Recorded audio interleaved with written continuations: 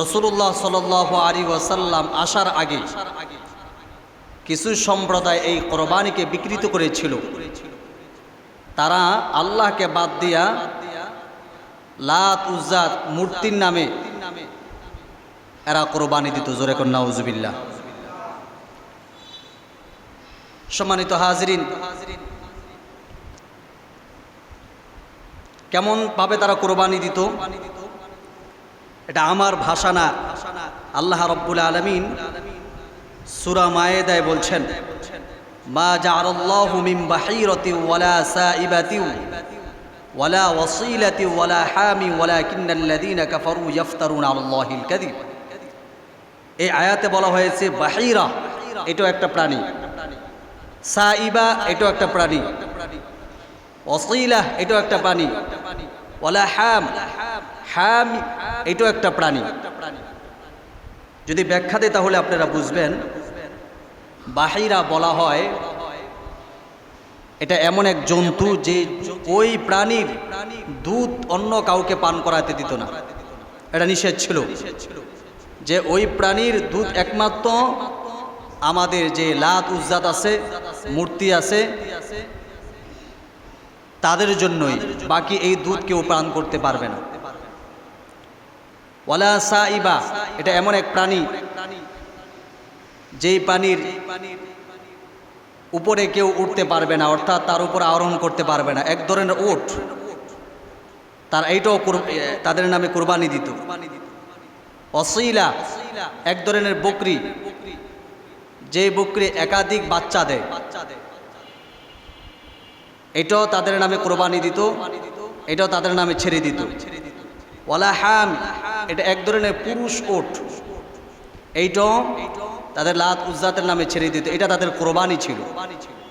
অথচ আল্লাহ রাব্বুল আলামিন এই সমস্ত প্রাণীগুলো আমাদের জন্য হালাল করেছেন। তাদের লাত উজ্জাতের নামে, তাদের খোদার নামে যেই পশুগুলো কোরবানি দিতে, এই পশুগুলো কেউ ধরতে পারতো না, এর দুধ পান করতে পারতো না, গোশত, এটা তাদের নিয়ম ছিল। অথচ আল্লাহ রাব্বুল আলামিন এই ওট, এই ছাগল, এই সমস্ত জন্তু আমাদের জন্য হালাল করেছেন। আল্লাহ যেখানে হালাল করেছেন সেখানে হারাম করার তারা কি? তো এইভাবে তারা কি করছে, একের পর এক তারা কোরবানি দিয়ে যাচ্ছে আল্লাহকে বাদ দিয়ে। শুধু তাই নয়, তারা নদীর নামে মানুষকে বলি দিত। কিভাবে মানুষ বলি দেওয়ার ইতিহাস হলো,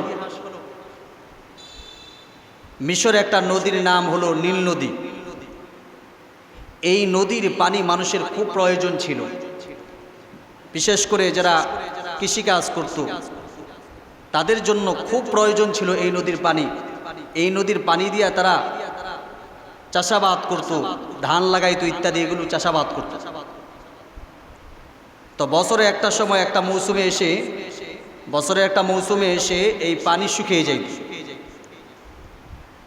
ফলে তারা নিয়ত করেছে, যেহেতু নদীর পানি শুকিয়ে যায় আর এই নদীর পানি আমাদের খুব প্রয়োজন, এই জন্য তারা কি করলো, যে প্রতি বছর যখন নদীর পানি শুকিয়ে যাইত, সুন্দর একটা রমণী, সুশ্রী একটা মেয়েকে খুব সুন্দর করে সাজিয়ে তারপরে ওই নদীর পাশে ওই মহিলাটাকে, ওই মেয়েটাকে বলি দিত, অর্থাৎ জবাই করে ফেলত।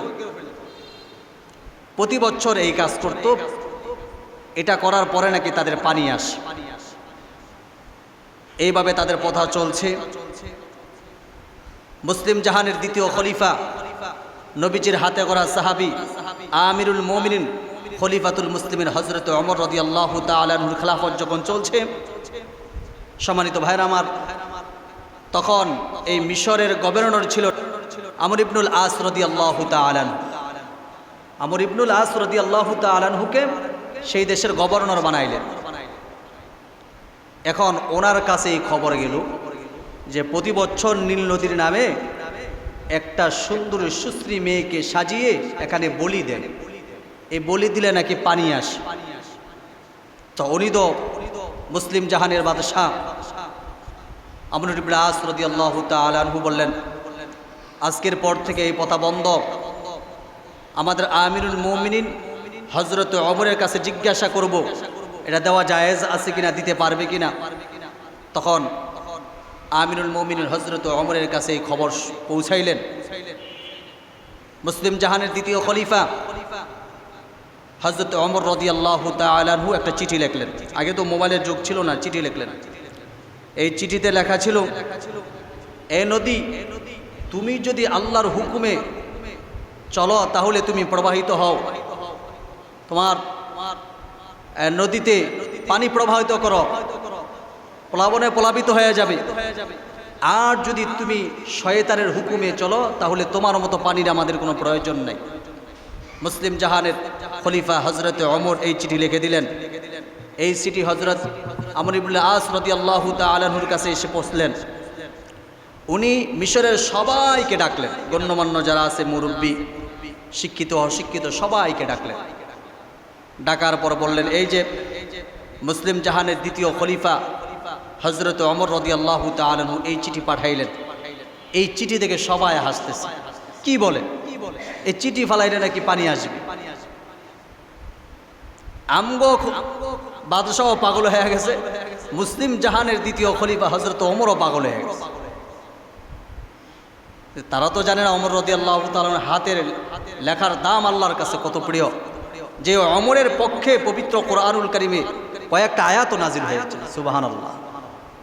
রাসূলুল্লাহ সাল্লাল্লাহু আলাইহি ওয়াসাল্লাম বলেন, আমার পরে যদি কেউ নবী হইতো সেটা হইতো ওমর। আমার পরে যদি কেউ নবী হইতো, আল্লাহ যদি কাউকে নবী বানাইতো তাহলে ওমররে বানাইতো। তাহলে ওমর রাদিয়াল্লাহু তাআলার পাওয়ার কত ছিল! সুবহানাল্লাহ। প্যারা হাজরিন, তো ওই দেশের গভর্নর আমর ইবনুল আস রাদিয়াল্লাহু তাআলা আনহু সবাইকে ডাকলেন। ডাকার পর সবাই আসলেন, সবাই হাসতেছে। কি কয় এটা?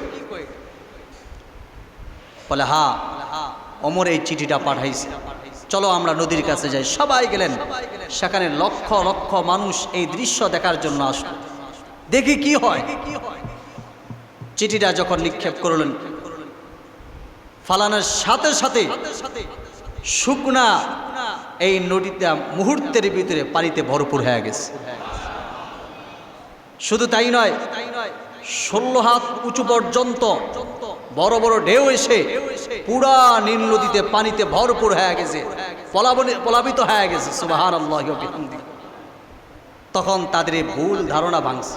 আরে এতদিন তো আমরা ভুল করেছি, এতদিন তো আমরা ভুল করেছি, এটা কি করলাম আমরা? আমরা মনে করতাম যে এখানে একজন সুশ্রী মেয়েকে বলি দিলেই মনে হয় পানি আসে। এইভাবে কত মায়ের বুক আমরা খালি করেছি, কত মেয়েকে আমরা জীবন্ত হত্যা করেছি, কত মেয়ের জীবনের সুন্দর সংসারগুলো ভেঙে তছনছ করে দিয়েছি। তখন তাদের এই ভুল ভাঙলো যে আমরা কি করলাম। পেয়ারা হাজিরিন, সম্মানিত ভাইয়ার আমার, তাদের এই ভুল ভাঙলো। তো তারা এইভাবে আল্লাহ ব্যতীত বিভিন্ন মূর্তির নামে, সাগরের নামে, গাছের নামে এরা পূজা করত। তো যেই কথাটা বলতেছিলাম,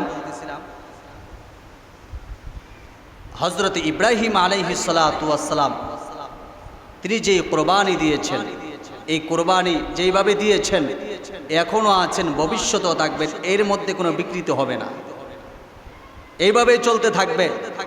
তো আগে তো এমন ছিল, আমাদের নবী আসার আগে এক একজনে এক একভাবে কোরবানি দিত।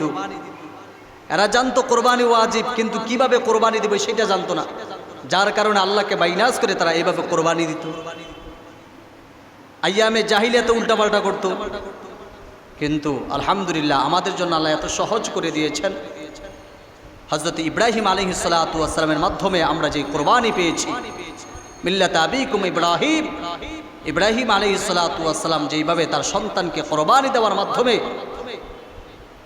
আল্লাহর যে ভালোবাসা এটা বহির্প্রকাশ ঘটিয়েছেন, ওনার মাধ্যমে আমরা যে কোরবানি পেয়েছি, এই কোরবানি এখনো আছে, ভবিষ্যতেও থাকবে। এই কোরবানি কেউ বিকৃত করতে পারবে না। কথা বলেন ঠিক না?